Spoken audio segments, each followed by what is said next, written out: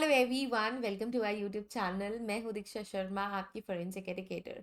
सो आज की वीडियो में हम जो टॉपिक पढ़ रहे हैं वो है एंटोमोलॉजी, और ये एंटोमोलॉजी आपके UGC NET JRF forensic science paper 2 के यूनिट 10 का हिस्सा है। सो जैसे कि आप सभी को पता होगा, अगर आप यूजीसी नेट की प्रिपरेशन कर रहे हैं फोरेंसिक साइंस में, और अभी जो नेक्स्ट साइकिल आने वाला है उसमें बहुत ही कम टाइम बचा है। सो टोटल 10 यूनिट्स है पेपर 2 में, है ना। पेपर 2 फोरेंसिक साइंस में टोटल 10 यूनिट्स हैं। सो 10th यूनिट का ही एक पार्ट हम आज कवर कर रहे हैं इस वीडियो में। एक पार्ट का पहला हिस्सा कवर कर रहे हैं हम इस वीडियो में, जो है एंटोमोलॉजी। ये रिक्वेस्टेड टॉपिक था। अगर आप भी कोई टॉपिक समझना चाहते हैं from UGC net forensic science paper 2 syllabus, तो आप कॉमेंट करके मुझे बता सकते हैं, वो टॉपिक मैं ज़रूर से कवर करूंगी। इसके अलावा आप UGC NET JRF forensic science की प्रिपरेशन कर रहे हैं तो आप हमारा कोर्स ज्वाइन कर सकते हैं, जिसकी लिंक आपको डिस्क्रिप्शन में मिल जाएगी, और ऐप की लिंक भी डिस्क्रिप्शन में मिल जाएगी। सो ये जो कोर्स है हमारा एप्लीकेशन पे अवेलेबल है। इसमें पेपर 1 पेपर 2 सारा आपका कवर कराया जाएगा।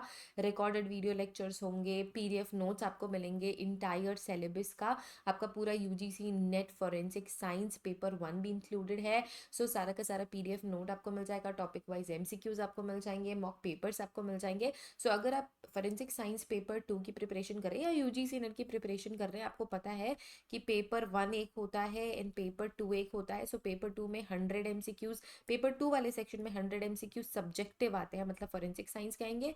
एंड पेपर 1 में 50 क्वेश्चंस आते हैं जो कि जनरल होते हैं, मतलब सभी यूजीसी नेट एस्पिरेंट के लिए सेम होते हैं। ठीक है, let's start today's lecture. Start with the introduction of entomology. ठीक है, so entomology क्या है? Basically it is the study of insect.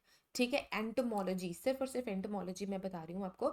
It is the systematic scientific study of insect. ठीक है, सो फोरेंसिक एंटोमोलॉजी की हम बात करेंगे तो फोरेंसिक ऐड हो गया, तो इस इंसेक्ट की नॉलेज को हम किससे रिलेट कर रहे हैं? हम लॉ से रिलेट कर रहे हैं या लीगल पर्सपेक्टिव में पढ़ेंगे। ठीक है, एंटोमोलॉजी क्या है? It is the study of insects. ठीक है, it is the study of insects, LOGY है, तो साइंटिफिक स्टडी ऑफ इंसेक्ट्स। जब हम उसे लॉ के साथ रिलेट करके पढ़ते हैं या कोई क्रिमिनल केस सॉल्व करने के लिए यूज करते हैं इसकी इंफॉर्मेशन, तो वो फोरेंसिक एंटोमोलॉजी कहलाती है। It is the scientific study of insects and their arthropod relatives in the context of legal investigation, and it is emerged as an invaluable tool for solving the criminal cases. ठीक है, सो insects क्या होते हैं? Insects या arthropods की एक particular definition है कि भाई इनका सेगमेंटेड बॉडी होता है, इनके हाथ पैर 8 के आसपास होते हैं, ऑल दैट। सो आर्थ्रोपोड या फिर इंसेक्ट्स ये बहुत ज़्यादा इंपॉर्टेंट होते हैं आपके लीगल इन्वेस्टिगेशन में। और अभी पिछले कुछ सालों में फोरेंसिक एंटोमोलॉजी एक बहुत ही इंपॉर्टेंट रोल प्ले करता हुआ नजर आया है, लोगों ने इसे रिकॉग्नाइज करा है, और ये बहुत इंपॉर्टेंट सेक्शन है आपकी फोरेंसिक साइंस का। और अभी हम देखेंगे कि कहाँ कहाँ इस्तेमाल होता है एंटोमोलॉजी, फोरेंसिक एंटोमोलॉजी, और किस तरीके से फोरेंसिक एंटोमोलॉजी हमारी हेल्प करते हैं लीगल इन्वेस्टिगेशन में। ठीक है, डेफिनेशन क्लियर हो गया। फोरेंसिक एंटोमोलॉजी क्या है? It is the scientific study of insects and other arthropods into legal investigation, और अभी ये बहुत ही इंपॉर्टेंट सेक्शन के तौर पे इमर्ज हुआ है। Now this is specialized field that plays important role in diverse aspect of death investigation. मैं अंडरलाइन कर रही हूँ जितनी भी इंपॉर्टेंट चीजें हैं। सबसे पहले तो डेथ इन्वेस्टिगेशन। डेथ इन्वेस्टिगेशन में एंटोमोलॉजी बहुत इंपॉर्टेंट रोल प्ले करती है, ranging from estimation of postmortem interval, जिसे हम शॉर्ट में PMI भी कहते हैं। सो पोस्टमार्टम इंटरवल आइडेंटिफिकेशन के लिए भी इंसेक्ट्स बहुत ज़्यादा इंपॉर्टेंट है, और किस तरीके से आपकी मदद करते हैं मैं बताऊंगी अभी थोड़ी देर में। ठीक है, इसके अलावा determination of body movement postmortem. Postmortem, ठीक है, एक तो होता है एंटीमार्टम, एक होता है पोस्टमार्टम। सो पोस्टमार्टम का मतलब होता है आफ्टर डेथ, एंटीमार्टम का मतलब होता है बिफोर डेथ। ठीक है, मैंने कई बार बताया है। सो एंटीमार्टम का मतलब होता है बिफोर डेथ एंड पोस्टमार्टम का मतलब होता है आफ्टर डेथ। अब कहाँ कहाँ एंटोमोलॉजी हम यूज कर रहे हैं? हम पोस्टमार्टम इंटरवल में, मतलब कब डेथ हुई, कितने घंटे पहले डेथ हुई, कितने दिन पहले डेथ हुई, ये सारी चीजें हम आइडेंटिफाई करते हैं एंटोमोलॉजी से। कैसे? क्योंकि अगर कुछ घंटे ही हुए हैं किसी पर्सन की डेथ के, तो सिर्फ और सिर्फ कुछ ही इंसेक्ट्स या कुछ ही फ्लाइज उस डेड बॉडी पर आती हैं। हम ये भी पढ़ने वाले हैं कि कैसा सक्सेशन होता है इंसेक्ट्स का एक डेड बॉडी में, ठीक है, आने वाले लेक्चर्स में हम पढ़ेंगे। बट इसी वजह से इंपॉर्टेंट है, अगर धीरे धीरे धीरे धीरे टाइम बढ़ता जाता है तो डिफरेंट टाइप ऑफ इंसेक्ट्स उस बॉडी के पास आते हैं, उस बॉडी में फीड करते हैं, अपने बच्चे ले करते हैं, कई जनरेशन उस पर फिर चलने लगती है। तो ये सारी चीज़ें आप आइडेंटिफाई करते हो, एंटोमोलॉजी की नॉलेज यहाँ पे लगाते हो और पोस्टमार्टम इंटरवल पता करते हो। इसके अलावा बॉडी का मूवमेंट डिटरमिन होता है। अब कई बार क्या होता है कि किसी एक पर्टिकुलर प्लेस पे एक डिफरेंट टाइप की इंसेक्ट स्पीशीज है जो दूसरी जगह पे नहीं मिलती है। सो पोस्टमार्टम या antemortem body movement, for example अगर किसी पर्सन ने किसी का मर्डर कर दिया और लेट्स से लोकेशन ए में उसको फेंक दिया, एक ये ऐसा फॉरेस्ट एरिया है जहाँ पे कोई भी नहीं जाता, और इस लोकेशन ए में उसने डेड बॉडी को यूं ही फेंक दिया। अब क्या हो रहा है, यहाँ के इंसेक्ट्स आके इस बॉडी में फीड करना शुरू करेंगे, बट जो परपिटरेटर है उसको ऐसा लग रहा है कि यार ये वाला जो प्लेस उसने चुना है डेड बॉडी डंप करने का, वो बहुत ही ज़्यादा सेंसिटिव हो सकता है, वो पकड़ में आ सकता है। तो इसने क्या करा, फिर इस बॉडी को ले जाके बी प्लेस पे फेंक दिया। अब इस बी प्लेस में एक्स टाइप ऑफ इंसेक्ट मिलता ही नहीं है, बी प्लेस में ये एक्स इंसेक्ट है ही नहीं, no X type of insect, ठीक है, सिर्फ मैं एक नेम कर रही हूँ, एक्स वाई जी कोई भी इंसेक्ट हो सकता है, लेट्स से बी प्लेस में वो मिलता ही नहीं, बट डेड बॉडी में तो वो ऑलरेडी है। अब जब डेड बॉडी यहाँ पे मूव करी गई है और जब ये डेड बॉडी रिकवर होगी तो इसमें एक particular type of insect present है एक्स, जो कि बी प्लेस पे है ही नहीं। तो जिससे क्या पता चलेगा कि इस बॉडी को कभी ना कभी रिमूव किया गया है किसी ऐसी जगह से जहाँ पे इस तरीके के इंसेक्ट्स मिलते हैं, क्योंकि उस बॉडी में तो है ना। इसी वजह से किसी भी तरीके की बॉडी मूवमेंट भी अगर हुई है तो वो हमें पता चल जाती है with the help of entomology, ठीक है ना, काफी इंपॉर्टेंट। ओके, सो यहाँ पे आप देख सकते हो कुछ इंसेक्ट्स जो कि आपको एंटोमोलॉजी का रियल फील देंगे। Now the utilization of insects as forensic evidence dates back to the ancient civilisation.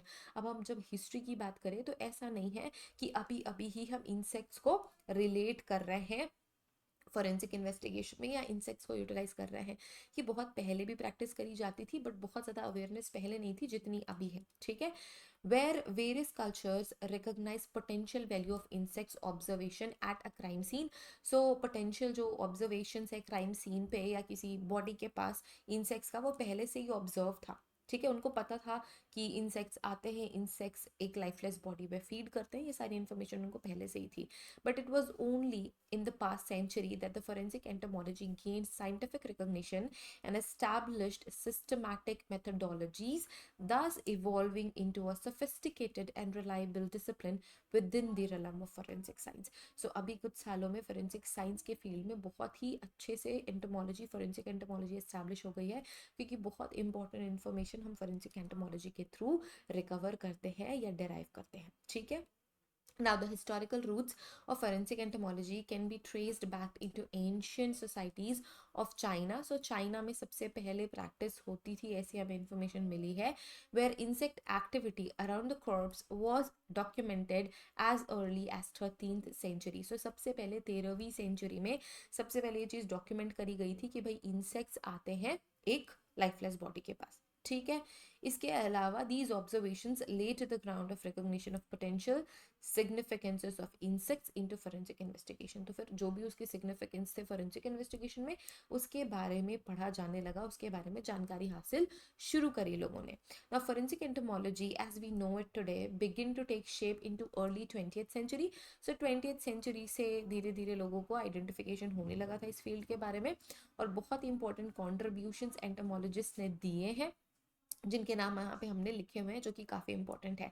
So 19th century में भी बहुत इंपॉर्टेंट रोल बहुत सारे एंटोमोलॉजिस्ट ने प्ले किए थे, जिसमें से एक इंपॉर्टेंट साइंटिस्ट है पेरी मैग्नन, जो कि बहुत ही अच्छा वर्क इन्होंने पब्लिश करा था लेट 19th सेंचुरी में, which is related to entomology और फॉरेंसिक इन्वेस्टिगेशन, ठीक है। इसके अलावा डॉक्टर ऑस्टिन फोरेल थे, जिन्होंने 1884 में बहुत इंपॉर्टेंट इन्फॉर्मेशन हमें दी रिलेटेड टू क्रिमिनल इन्वेस्टिगेशन, जिसमें उन्होंने एंटोमोलॉजी यूज की थी, ठीक है ना। उन्होंने क्या ऑब्जर्व करा कि जो फ्लाई के लार्वा होते हैं क्राइम सीन पे, उनको उन्होंने डेमोन्स्ट्रेट करा कि इनका क्या पोटेंशियल है to recover the valuable information from any murder case. उन्होंने डॉक्यूमेंट करा, उन्होंने ऑब्जर्व करा और उन्होंने डेमोन्स्ट्रेट भी करा कि ये जो फ्लाई का लार्वा होता है उसका क्या इंपॉर्टेंस है, किस तरीके से हम इस लार्वल स्टेज को देख के किसी पर्टिकुलर लाइवलेस बॉडी का PMI एस्टिमेट कर सकते हैं. Now this systematic methodologies and principles of forensic entomology begin to emerge in 20th century largely due to the efforts of forensic entomology doctor Brainard Greenberg. ठीक है, सो इनका भी काफ़ी इंपॉर्टेंट कंट्रीब्यूशन रहा है. जितने भी मैं यहाँ पे इंडिविजुअल्स का नाम ले रही हूँ कहीं ना कहीं वो इम्पॉर्टेंट है, तो वो कहीं पे लिख लो, मार्क कर लो, हाईलाइट कर लो. ठीक है, now Greenberg's work was in 1950s and 1960s that laid the foundation of scientific study of insect succession on the decomposing bodies which is fundamental in PMI estimation. So इनका नाम बहुत important है क्योंकि इन्होंने ही सबसे पहले ग्राउंड वर्क करा था पोस्टमार्टम इन्वेस्टिगेशन में. ये जो इंपॉर्टेंट सक्सेशन होता है इंसेक्ट्स का कि पहले कौन आएगा, दूसरे नंबर पे कौन आ रहा है, या फिर थोड़ी देर बाद कौन आ रहा है, धीरे धीरे अलग अलग स्टेजेस में कौन कौन से इंसेक्ट्स आ रहे हैं और उस लाइफलेस बॉडी पे फीड कर रहे हैं, तो उसके जो सक्सेशन है कि क्या सीक्वेंस है ये हमें ग्रीनबर्ग ने बताया था और ये काफ़ी important work tha in the field of forensic entomology. Now, this period also saw the development of standardization of protocols for collecting and analysing insect evidence. तो अब हम एंटोमोलॉजी में इंसेक्ट एविडेंस कलेक्ट करते हैं, तो उनको कलेक्ट कैसे करना है, क्या प्रोटोकॉल है, किस तरीके से आप सही से कलेक्ट करोगे, किस तरीके से बिना कंटामिनेशन के आप सैंपल्स उठा रहे हो एंटोमोलॉजिक सारे एविडेंसेस के, ये सारी चीज़ें एक प्रोटोकॉल में बन के डिवेलप होने लग गई जो कि ज़्यादा इन्हांस कर रही थी फोरेंसिक एंटोमोलॉजी को लीगल कॉन्टेक्स्ट में. और धीरे धीरे एक ये सेपरेट इंडिविजुअल एरिया बन के डेवलप हो गया फोरेंसिक साइंस का.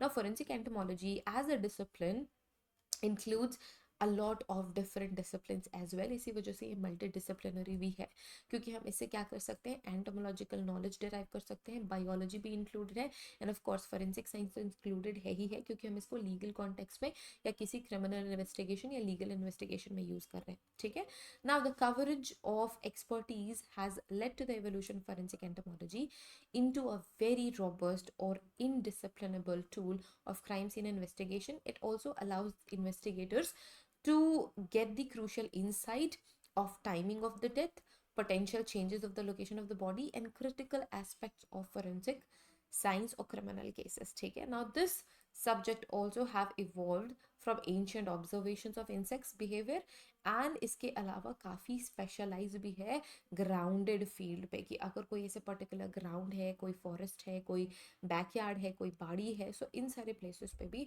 फोरेंसिक एंटोमोलॉजी काफ़ी इंपॉर्टेंट रोल प्ले करता है. लोकेशन बहुत ज़्यादा इंपॉर्टेंट है. ठीक है, now insect species role in the forensic investigation. तो अब हम जानेंगे कुछ ऐसे इंसेक्ट्स की स्पीशीज जो कि फोरेंसिक इन्वेस्टिगेशन में बहुत ज़्यादा इंपॉर्टेंट रोल प्ले करती है और उनका आना पक्का ही है. ऐसा नहीं है कि अगर कोई डेड बॉडी है डिकम्पोज हो रही है तो इंसेक्ट्स नहीं आएंगे. सो इनका आना, इनका उस बॉडी पे फीड करना इज इनएविटेबल. ठीक है, तो वो होगा ही होगा. Now for entomology includes many insect species that plays very important role to give you a lot of information. सबसे पहले मैं बात करूँ तो कॉमन फ्लाई की. सो ब्रैकेट में हमने इनके साइंटिफिक नेम्स भी लिखे हुए हैं क्योंकि हमारे यहाँ पे इसे कॉमन फ्लाई बोल सकते हैं लेकिन डिफरेंट और कंट्रीज में डिफरेंट लोकेशंस या पॉपुलेशंस में इनको ब्लो फ्लाई के नाम से नहीं जाना जाएगा. सो इस वजह से हमने साइंटिफिक नेम्स भी लिखे हैं जो कि यूनिवर्सल होते हैं. ठीक है, सो सिलोफोरा इनका साइंटिफिक नेम है, ये बहुत इंपॉर्टेंट होते हैं. ब्लू बॉटल फ्लाई ये भी इंपॉर्टेंट है. फ्लैश फ्लाई ये इंपॉर्टेंट है. इसके अलावा ये सारे के सारे जो फ्लाइज है पोस्टमार्टम इंटरवल और इनका जो इंपॉर्टेंट रोल है एग ले करने का और इनका जो लार्वल डेवलपमेंट है, इनके लार्वल डेवलपमेंट का जो लाइफ साइकिल है वो बहुत इंपॉर्टेंट रोल प्ले करता है किसी भी अननोन या फिर किसी भी कॉर्प्स का पोस्टमार्टम इंटरवल पता करने में. ठीक है, next we have hide Beatles.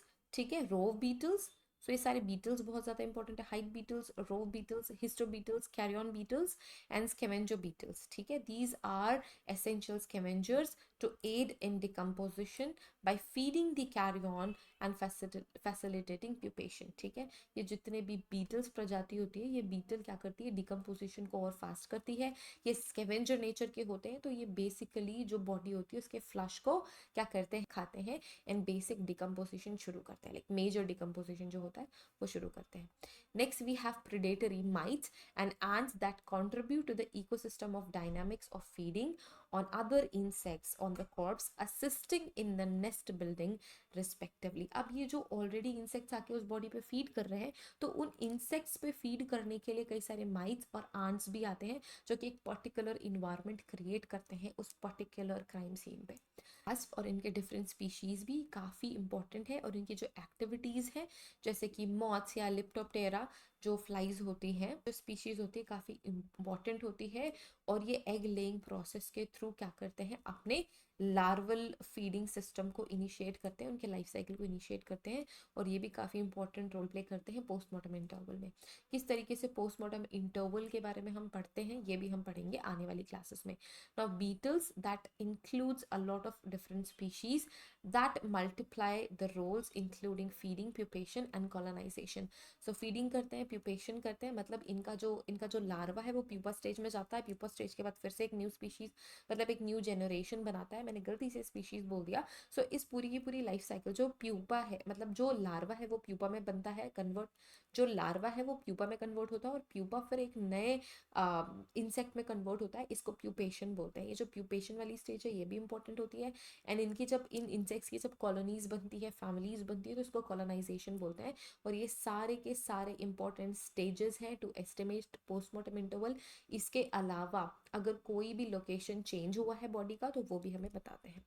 Okay now Diptera. Okay now Diptera जो फैमिली है फ्लाइज की, ये बहुत ज़्यादा इंपॉर्टेंट स्पीशीज़ है जो कि एक इक्विलिब्रियम क्रिएट करती है, एग लेइंग में भी ये इन्वॉल्व रहती है, लार्वल डेवलपमेंट और बॉडी को डिकम्पोज करने के लिए इनका भी मेजर रोल रहता है। जब हम succession of insects in carry on पढ़ेंगे आपको सारी चीज़ें और बेटर वे में समझ में आने लग जाएगी। Now collectively these insects are very important tool for forensic entomology that offers the insights of temporal aspects of death investigation, and it also helps in the expert to unveil the important information. They analyze the behavior of insects and उनके life cycle और decomposing remains को identify करके they can also identify all the important details related to stage of decomposition भी पता चलती है, time, date, ये सारी चीज़ें आपको पर्टिकुलर लोकेशन आपको इन सारी इंफॉर्मेशन एंटोमोलॉजिकल इंफॉर्मेशन से मिलती है। सो ये बहुत ज़्यादा इंपॉर्टेंट है। So yes that's it everyone. So आज की क्लास में हमने क्या पढ़ा, कौन कौन से इंसेक्ट्स हैं जो इंपॉर्टेंट है फोरेंसिक इन्वेस्टिगेशन में, एंड इसके अलावा फोरेंसिक एंटोमोलॉजी का इंट्रोडक्शन की what is forensic entomology, how we use it, ठीक है, कहाँ कहाँ पे इंपॉर्टेंट यूज इनका होता है। So this was the introduction to entomology जो कि आपके forensic science UGC NET JRF 2024 summer cycle में जो होने वाला है उसके पॉइंट ऑफ व्यू से बहुत ज़्यादा इंपॉर्टेंट है। अगर आप यूजीसी नेट की प्रिपरेशन कर रहे हैं फॉरेंसिक साइंस में एंड क्रिमिनोलॉजी में, तो डिफरेंट कोचिंग कोर्सेज अवेलेबल है हमारे ऐप पे, आपको ज्वाइन कर सकते हैं और अपनी प्रिपरेशन कर सकते हैं अपने अकॉर्डिंग। सो बहुत सारी चीज़ें इसमें इंक्लूडेड है, आपकी कंप्लीट स्टडी पैकेज ये बनने वाला है, recorded lectures, notes, topic wise MCQs, mock test, previous year question paper, तो बहुत सारे प्रीवियस ईयर क्वेश्चन पेपर है, सब सॉल्व करोगे बैठ के आराम से, 100% आपका एग्जाम जरूर क्लियर होगा। Don't forget to join our classes, all the links are in the description if you want to get in touch with us. WhatsApp support number भी आपको दिया हुआ है, so you can text us, you can call us there, so you can make a WhatsApp call there. इसके अलावा thank you so much for watching this video. अगर आप पहली बार इस चैनल पे आए हैं so don't forget to subscribe our channel. If you like this video please click the like button, share this video with your friends so they can also know about it. Thank you so much again for watching. See you guys in the next video. Till then, take care. Bye bye.